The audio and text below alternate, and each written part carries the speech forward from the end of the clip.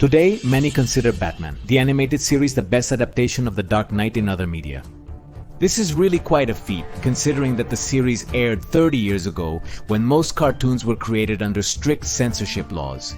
They had a childlike focus that was almost naive and generally lacked ambition in quality and production. That was normal back then. They were cartoons that were basically made to sell toys. Some did have good stories, but it was rarely the priority. Batman, the animated series, instantly distinguished itself from other shows at the time. Not just for its technical elements like music, performances, and unique visual style, but also for the quality of its stories, which presented us with Batman as a complex and tormented figure in the midst of a crusade that seemed impossible, and to his nuanced, empathetic villains with complex motivations. 3 decades since its debut, Batman, the animated series, remains the gold standard for animated superhero storytelling. And sadly, we have just lost one of the great pillars of this production. I'm referring to Kevin Conroy, the voice of Batman. It's worth taking the time to understand what makes this series so special. First of all, my name is Go the Geek Monitor, and today we are going to pay a small tribute to Kevin Conroy and to take on Batman, the animated series. Very seriously.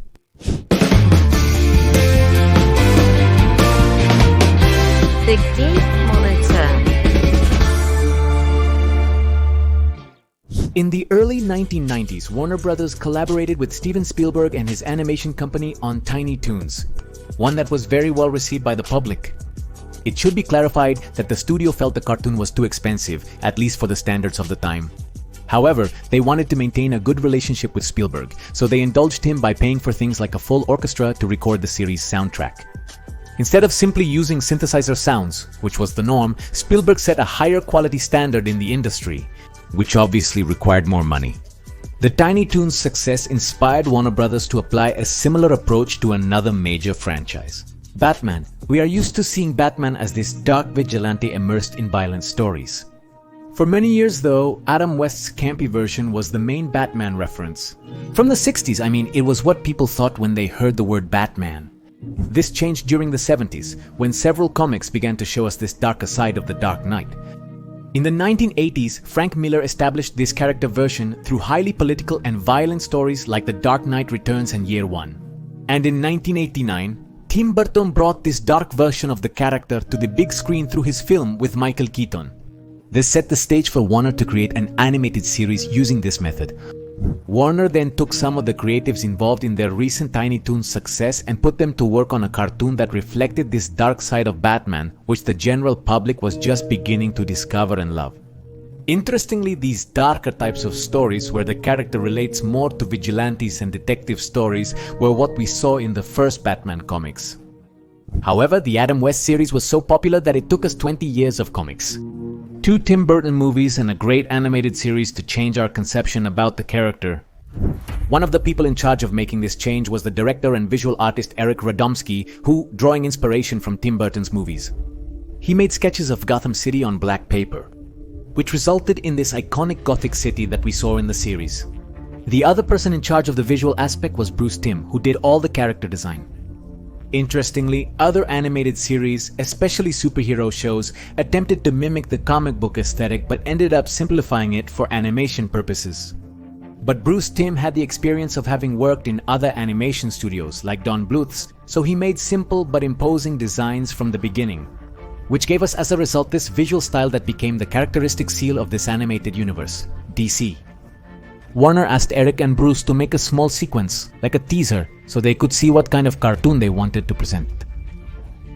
What you see here is the pilot sequence that Eric Radomski and Bruce Timm prepared to convince Warner to create Batman, the animated series. If you notice, I propose very important elements for the concept that was intended for the cartoon. One of them has to do with violence, as we see criminals carrying and using weapons, and Batman involved in a fist fight. This was uncommon at the time due to the era's cartoon censorship rules. In fact, that's why the Super Friends never threw punches and only caught enemies with ropes or similar objects. Another very important point is the fact of seeing Batman as a moving shadow, a mysterious figure that stalks the criminals of Gotham City. And he really doesn't work as closely with the police as other versions of him, but he moves more on the side of the masked vigilantes. It was about showing Batman as an entity that seemed supernatural, but in the end was very human. This sequence was so effective that several of its elements were featured in the official opening of the animated series. In the end, the program was accepted, and Eric and Bruce were named producers. Now they had to expand their team and finish defining the influences and concepts that their series would handle. German expressionist cinema was a clear influence behind Batman, the animated series. A cinematic style characterized by a very pronounced use of shadows that give its characters this dramatic touch achieved through chiaroscuro. These shadows were so important to this style of cinema that some of them were even painted on the sets and decorations. And these shadows were a very important part of the aesthetics of this version of Batman, something we can appreciate from the opening. Another great influence was the Art Deco architectural style, which was used throughout Gotham City. Although those involved in the series joked that their version was more of a dark deco. Finally, we see influences from film noir through the construction of several of these characters. The aesthetics that also approach expressionism and the themes that revolve around crimes and mysteries. These ancient currents, mixed with more modern elements such as computers and cell phones, result in a Gothic city that seems timeless. One that cannot be specifically placed in a decade. This was replicated in other versions of the city, like the ones we saw in the Gotham series and in the Joker movie, starring Joaquin Phoenix. These visual elements were merged with the musical themes performed by composer Shirley Walker, who had a live orchestra for her recordings. She developed it, drawing inspiration from Danny Elfman's soundtrack for the Batman film, which featured memorable musical themes and leitmotifs that heightened the story's drama and emotion, providing a textured sound to each of the emotional scars that these flawed characters presented to us. The series then looked and sounded like no other of that time, but none of this would matter without good stories. The executive Gene McCurvey was in love with the project and wanted to bring on board a veteran writer who was a fan of comics and who had even worked on the last season of the Super Friends, Alan Brunette. The problem was that Brunette was working for Disney on the DuckTales cartoon and needed a good motivation to quit. No, I'm not referring to a financial matter. Burnett said that as a comic fan, his time on the Super Friends was frustrating, as censorship laws didn't allow them much movement. So Gene convinced him by saying that this Batman series would be different and that the punches and weapons were approved. Alan Burnett was instrumental in this project, being a superhero fan eager to create something like it. But because he was a veteran figure in whom the executives could trust, unlike Bruce Timm and Eric Radomski, who would be considered then novices. In the debut season of Batman the Animated Series, the visual and auditory elements shined from the very first episodes, through stories that not only presented us with Batman as this complex and tormented character who has unresolved issues, but we also saw this duality that exists between the Dark Knight, who is the true personality, and Bruce Wayne, the mask that is presented to society.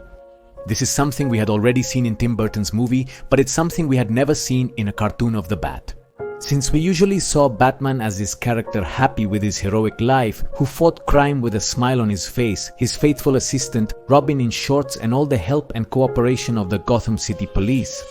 The same depth and seriousness with which Batman was treated, we also saw it reflected through the villains, who went from being these two-dimensional criminals who simply had eccentricities and obsessive mannerisms to fully developed characters with realistic motivations and with whom we could even feel empathy.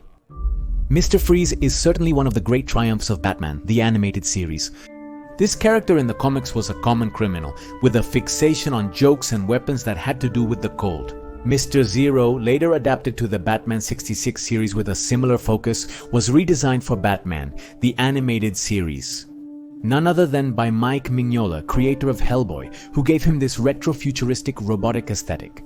Writer Paul Dini gave him a completely different origin story. In this story, Victor Freeze, a scientist, becomes fixated on cryogenics research to save his wife Nora, who has a terminal illness. The situation becomes more dramatic when Victor falls into some chemicals that change his physiology and is forced to build a suit to keep him alive, and choose a life of crime in order to help his wife. The Heart of Ice chapter is one of the most acclaimed in the entire series and is a clear example of the nuance these stories had. Because even when Batman wins, we can't say it's a happy ending. Paul Dini also worked on Tiny Toons, but agreed to work on Batman, the animated series, because he had this story in mind. He stayed, saying the experience had been very fun for him. It's a good thing he did, as some of the series' best episodes were written by Paul Dini. The episode Joker's Favor introduces Joker in Batman, the animated series.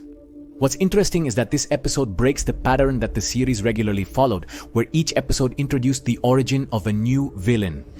Here, it's assumed the audience already knows Joker, and they introduce him through a very funny sequence where he has a traffic altercation with an ordinary guy named Michael Collins. They're both driving when Joker cuts Michael off, causing him to scratch Joker's car, a common reaction. When Michael realizes he insulted Joker, he begs for his life, and the Prince Clown of Crime forgives him with the promise that one day he will have to do him a favor. For the next 2 years, Michael hides, changes his name, and moves frequently, uncertain of what or when.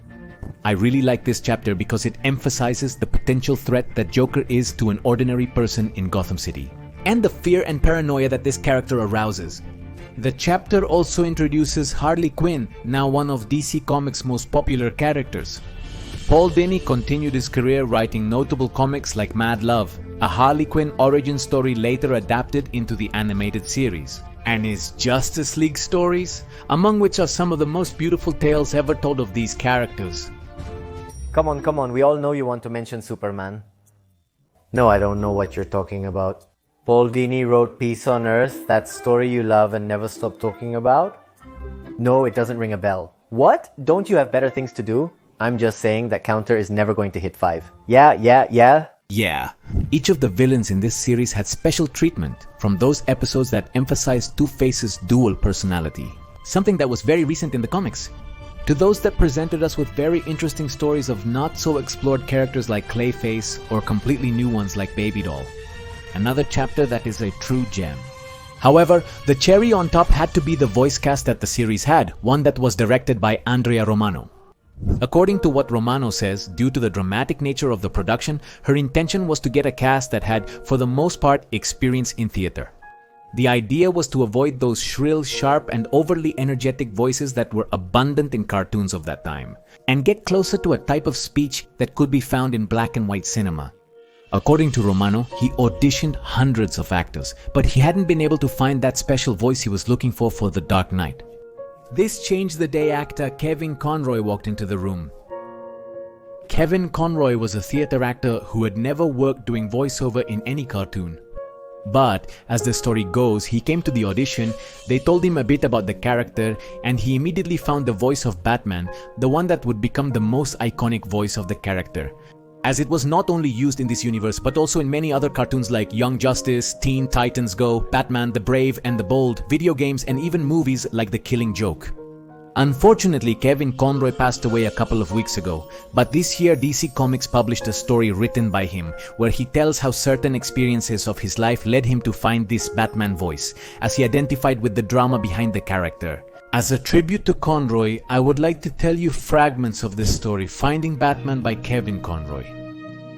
Exactly 30 years ago, I ventured an audition for a character I knew very little about, in a medium I had no experience in. His failed humanity, the way he overcomes adversity, and the fact that he had a public face and a private one. All these were elements that resonated with people. I often marvel at how fitting it was that I landed this role. As a young gay man growing up in the 50s and 60s in a Catholic family, I got used to hiding parts of myself and compartmentalizing aspects of my person into a box and locking them away. Perhaps it was something fleeting, perhaps it could change, or at least I prayed for it.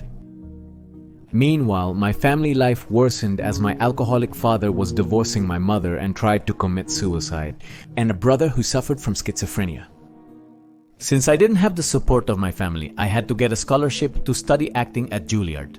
And after graduating, I lived that struggle of every young actor, fighting to stand out among auditions and side jobs in New York City. For this to work, I had to wear my mask. I refused to go through life alone just to be able to have work, so I didn't deny who I was in private, but I kept my professional life separate. Just as I was beginning to feel comfortable in my own skin, I began to hear stories of actors developing a rare debilitating disease. It caused them skin lesions and other conditions, such as pneumonia, which ultimately led to death. I hoped it wouldn't affect me, but funerals became increasingly common and living with the fear of the so-called acquired immunodeficiency syndrome was now a reality. One day, something unexpected and embarrassing happened to me. We were filming on location when the crew gathered for drinks at the hotel bar. When I arrived, I heard a voice announcing my arrival, "Hey, it's the fag. Come over here and join us." What do I do? Do I laugh? Do I confront him? I decided to ignore it. The discomfort passed, but I learned that no matter what, I would always be the other type of person. Years later, a producer wanted to cast me in his new series. He told me he would call me soon, but weeks passed without him returning my call. In the end, when he called me, I felt that punch in the stomach again when he called me Marisha and told me he couldn't give me the job. Because there were things about my personal life that neither he nor the channel agreed with, they told me to forget about having a leading role with them. Later, my agent called me about an audition for a Warner Brothers production, Batman, the animated series. So I went and met with the creative team who told me about the character. They explained to me how young Bruce Wayne saw his parents die in front of him in Crime Alley, and how he had to deal with that agony in his youth through a dual personality. A mask of confidence for the world and a private face full of conflicts and wounds. I could certainly identify with what they were asking me. "Let me try to get into this man's mind and we'll see what happens," I told them.